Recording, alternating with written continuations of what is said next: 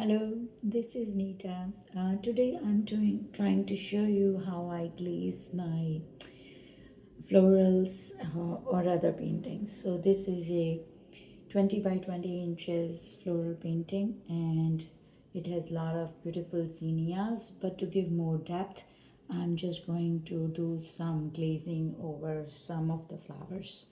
So I have prepared my glazes of orange color and dark pink purple colors like this, and this is how you prepare your glaze. It's like basically very thin down paint, and that just gives a one layer, very thin layer, which gives more depth to your painting. So this is um, how I do it, and I'll just show you.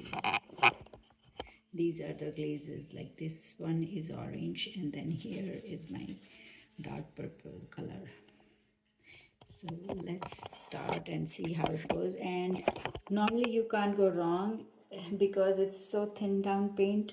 If you don't like certain shades or if you don't like the effect, you can always wipe it off with the paper towel. So let me grab some paper towel.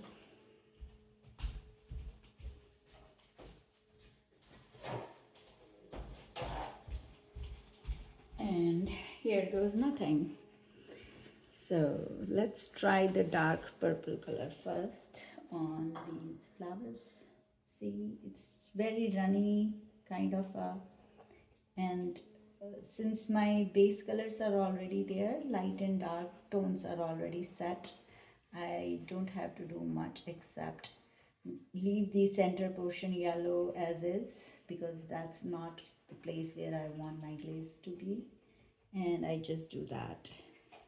And the same thing I can do on the petals. It's good to do glazing in the same strokes like the original petal the brush strokes, to follow the original painting strokes.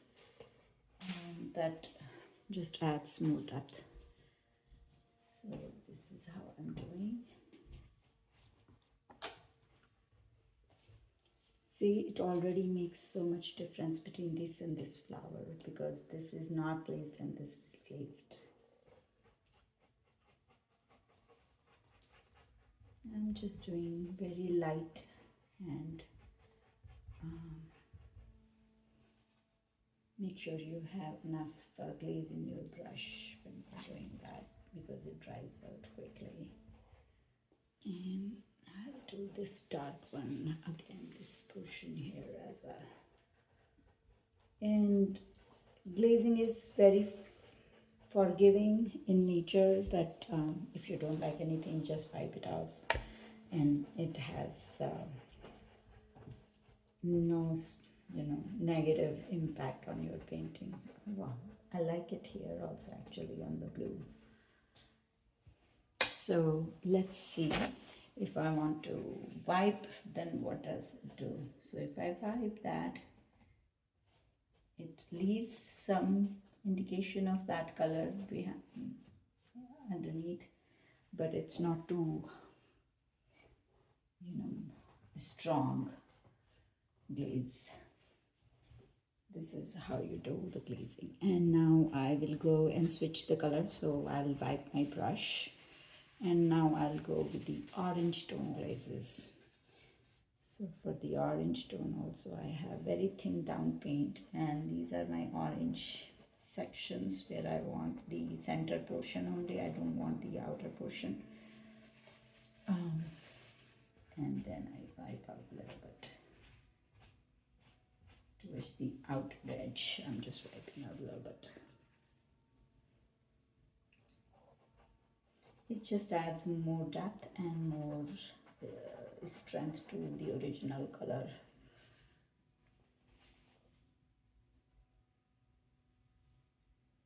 And this, if it is too runny, you can wipe it off and use a little bit thicker. But I like the runniness of this glaze, and you can always wipe it out and or tap some, tap it like this, and it still leaves the color underneath.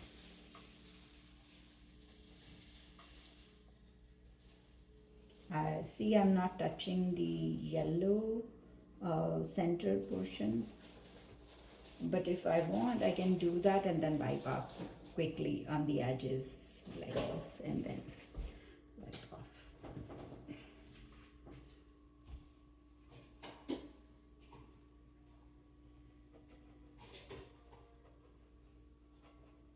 Just adds more color.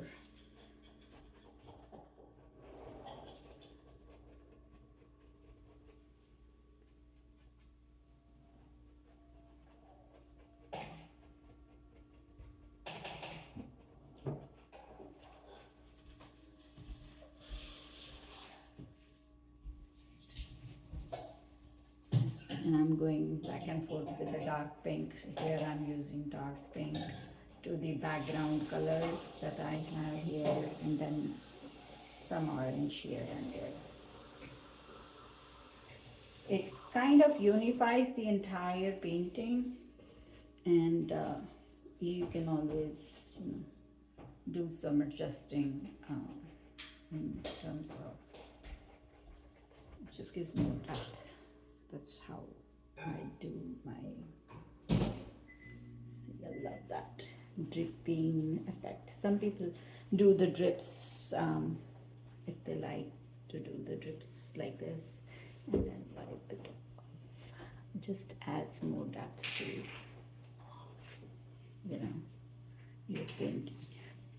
So that's it about the glazing. Thank you.